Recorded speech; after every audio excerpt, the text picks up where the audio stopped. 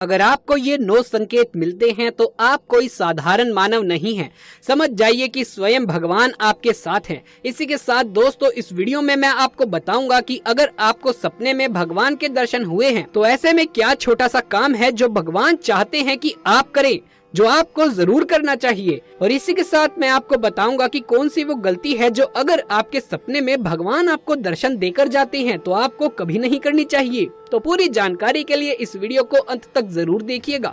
नमस्कार दोस्तों, स्वागत है आप सभी का एक बार फिर से। दोस्तों, सच्ची श्रद्धा से कमेंट्स में जरूर लिख दें हर हर महादेव। इस संपूर्ण विश्व में सर्वशक्तिमान ईश्वर ही है और उनकी इच्छा के बिना एक पत्ता भी नहीं हिल सकता। ये बात समय समय पर सिद्ध हो चुकी है। ईश्वर प्रत्यक्ष रूप से भले ही दिखाई ना दे, लेकिन अप्रत्यक्ष रूप से वो संसार के कण कण में बसे हुए हैं। ये बात भी सत्य है कि हम में से कुछ लोग बहुत भाग्यशाली होते हैं क्योंकि उन पर ईश्वर की सर्वश्रेष्ठ कृपा होती है और कुछ ऐसी शक्तियां उनके आसपास हमेशा विद्यमान होती हैं जो हर समय उन्हें सही मार्ग दिखाती है और हर मुश्किल में सहायता करती है। यही नहीं दोस्तों, ये ऐश्वर्य शक्तियां कुछ ऐसे व्यक्तियों को चुनती हैं जो खुद भी सही मार्ग पर चलकर दूसरे लोगों को भी सही मार्गदर्शन करते हैं और उनकी सहायता करते हैं।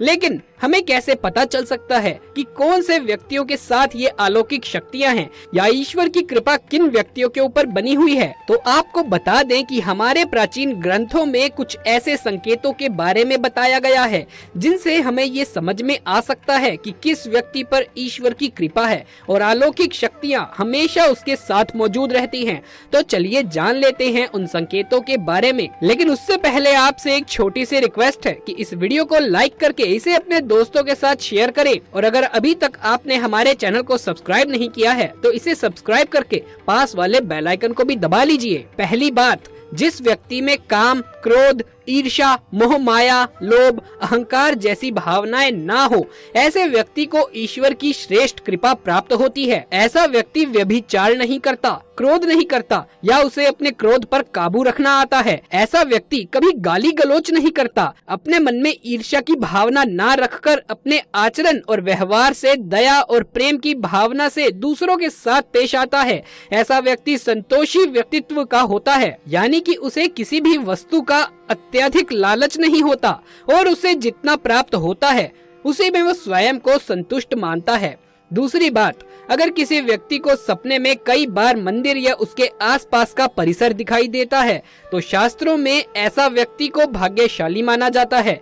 जिनको अपने सपने में ईश्वर का बार बार साक्षात्कार होता है, जिनके साथ ऐश्वर्य शक्ति जुड़ी हुई होती है, केवल उन्हें ही सपने में ईश्वर दिखाई देते हैं। भगवान ऐसे व्यक्तियों को कुछ विशिष्ट संकेत भी देते हैं जिनसे वो व्यक्ति समझ सकता है कि अलौकिक शक्तियां हर कदम पर उसके साथ हैं। और जब भी आपके सपने में भगवान आते हैं तो आपको ये एक काम जरूर कर लेना चाहिए जिसके बारे में हम आपको आगे इसी वीडियो में बताएंगे। और साथ ही मैं आपको बताऊंगा कि ऐसा सपना अगर आपको आता है तो क्या वो गलतियां हैं जो आपको नहीं करनी चाहिए। तीसरी बात, जो व्यक्ति अपने दैनिक कार्यों से बचा हुआ समय ईश्वर की भक्ति, आराधना और नाम स्मरण में व्यतीत करता है और ईश्वर को ही सत्य मानते हुए उनकी अनुभूति करने में समर्थ होता है, वास्तव में उस व्यक्ति के आसपास ही ऐश्वर्य शक्तियों का पवित्र घेरा होता है जिसके कारण उसे ईश्वर का आभास होता रहता है। चौथी बात, जो व्यक्ति समाज के प्रति अपना दायित्व समझते हुए सत्कार्य और पुण्य के काम करता है, मुसीबत में फंसे लोग तथा गरीब और लाचार व्यक्तियों को यथासंभव सहायता करता है, आपदा और विपदा के समय मनुष्य तथा पशु पक्षी की हर तरह की सहायता करता है, धार्मिक कार्य करता है, ऐसा व्यक्ति वास्तव में समाज के लिए उदाहरण सिद्ध होता है। लेकिन आपको ये बता दें कि हर कोई व्यक्ति ऐसा काम नहीं करता। जिस व्यक्ति के ऊपर भगवान की विशेष कृपा होती है उस व्यक्ति के अंदर ऐसे गुण उत्पन्न होते हैं, ऐसा व्यक्ति अंत में मोक्ष की प्राप्ति कर लेता है। पांचवी बात, ऐश्वर्य कृपा प्राप्त व्यक्तियों में एक अनोखी शक्ति भी होती है और वो शक्ति है पूर्वाभास की। पूर्वाभास यानी भविष्य में होने वाली कुछ विशेष घटनाओं का पहले ही आभास हो जाना। अगर आपको भी भविष्य में होने वाली कई दुर्घटनाएं या फिर कोई अच्छी घटना के बारे में पहले ही अंदाजा हो जाता है तो आपके ऊपर भगवान की विशेष कृपा है। छठी बात, कुछ लोगों को हमेशा अपने आसपास एक विशिष्ट प्रकार की सुगंध का अनुभव होता है। हमेशा सुगंधित फूल, धूप, अगरबत्ती या कपूर जैसी पवित्र सुगंध का झोंका सा हवा में तैरता हुआ महसूस होता है, तो ये उसके आसपास ईश्वर की उपस्थिति का संकेत है और देवी देवताओं का आशीर्वाद उस व्यक्ति पर होता है। सातवीं बात, ईश्वर का समय यानी कि ब्रह्म मुहूर्त, जो कि सुबह 3:30 बजे से लेकर 5:30 या 6 बजे तक का समय होता है। हमारे शास्त्रों में इस समय को बहुत ही महत्वपूर्ण माना जाता है। ब्रह्म मुहूर्त को देवताओं का समय माना गया है क्योंकि इस समय वातावरण में एक अनोखी और सकारात्मक ऊर्जा का संचार होता है। यदि किसी व्यक्ति की नींद प्रतिदिन ब्रह्म मुहूर्त में अपने आप ही खुल जाती है और वो व्यक्ति अत्यंत प्रसन्नचित्त से अपने नित्य कर्म से निवृत्त होकर ईश्वर की आराधना करता है और उगते हुए सूरज को अर्घ देता है, तो ऐसा व्यक्ति निश्चित रूप से ईश्वर की इच्छा के अनुसार ऐसा करता है। उसे ऐसा करने के लिए ऐश्वर्य शक्तियाँ प्रवृत्त करती हैं, यानी एक ऐसे व्यक्ति पर भगवान की कृपा बनी हुई है। आठवीं बात, कई बार हम मंदिर या किसी धार्मिक स्थल पर भजन, कीर्तन या कथा सुनने जाते हैं। कितने भी सुंदर भजन क्यों न हो या कितनी भी अच्छी कथा क्यों न हो, बीच बीच में हमारा ध्यान भटक जाता है और हम कभी अपने घर के विषय में, कभी किसी अन्य समस्या पर या किसी आसपास बैठे लोगों का विचार करने लगते हैं। लेकिन कुछ लोग ऐसे होते हैं जो भजन, कीर्तन या कथा सुनने में इतने तल्लीन हो जाते हैं कि उन्हें किसी बात का कोई होश ही नहीं रहता। उन्हें बस अपने आसपास पवित्रता का एहसास होता रहता है और बहुत ही शुभ ध्वनियाँ सुनाई देती हैं।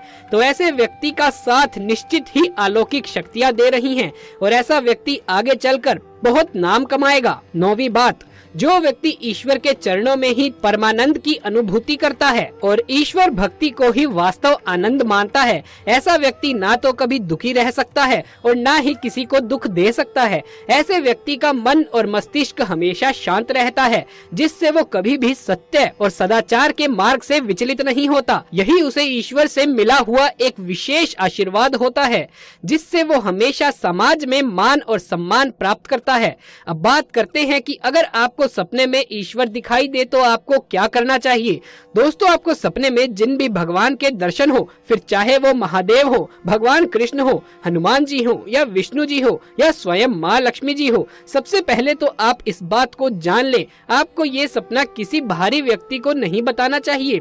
और इसका कारण ये है कि जब आपके सपने में भगवान दर्शन देते हैं तो मतलब वो आपसे खुश है और आपका अच्छा समय अब आने वाला है। लेकिन जब आप किसी बाहरी व्यक्ति को बता देते हैं कि आपके सपने में आपको भगवान ने दर्शन दिए हैं, ऐसे में आने वाले अच्छे समय को नजर लग सकती है। फिर चाहे आपका कोई शुभ चिंतक ही क्यों न हो, आपको किसी बाहरी व्यक्ति को ये बात नहीं बतानी चाहिए। दूसरी बात, अगर आपको दर्शन हुए हैं भगवान के और आप उनके किसी धर्म स्थल पर, मंदिर पर जाने की इच्छा लिए हुए हैं, काफी टाइम से जाना चाहते हैं, तो उन्हीं भगवान का आपके सपने में आने का संकेत है कि भगवान आपको दर्शन के लिए बुला रहे हैं।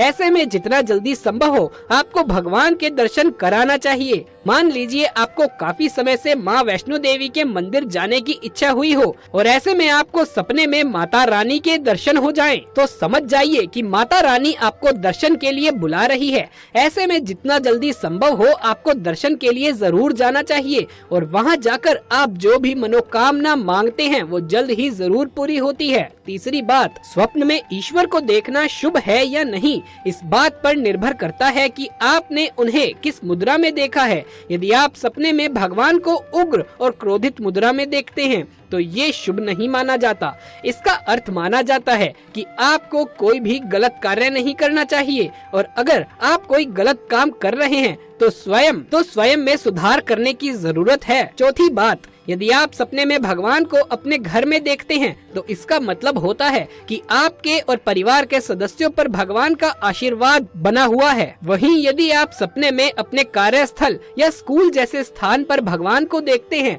तो इसका अर्थ माना जाता है कि आपको अपने कार्य और शिक्षा के क्षेत्र में परिश्रम करने की आवश्यकता है। दोस्तों, ये थे वो 9 संकेत जिनसे हमें ये पता चलता है कि किस व्यक्ति पर ईश्वर की कृपा है। अगर आपको भी ये संकेत मिलते हैं तो कमेंट करके अवश्य बताइए। वीडियो पसंद आई हो तो इसे एक एक लाइक करके कमेंट्स में जय श्री कृष्ण अवश्य लिख दीजिए। साथ ही हमारे चैनल को सब्सक्राइब करके बेल आइकन को भी दबा लीजिए, जिससे अगली वीडियो की नोटिफिकेशन आपको मिल सके सबसे पहले। जल्द मुलाकात होगी किसी ऐसी ही अगली वीडियो में, तब तक के लिए आप सभी का धन्यवाद।